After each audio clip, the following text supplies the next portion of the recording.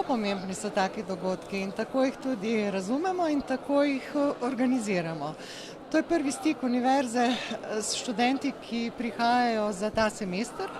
So zelo dobrodošli gostje, sodijo v okvir našega koncepta internacionalizacije, ki ga prakticiramo že skozi daljše obdobje in ugotavljamo, da se pravzaprav koncept razvija, da je vsako leto prišlekov več, da prihajajo iz zelo raznovrstnih, bližnjih ali tudi zelo oddaljenih držav in to pomeni, da so kulturno pisani.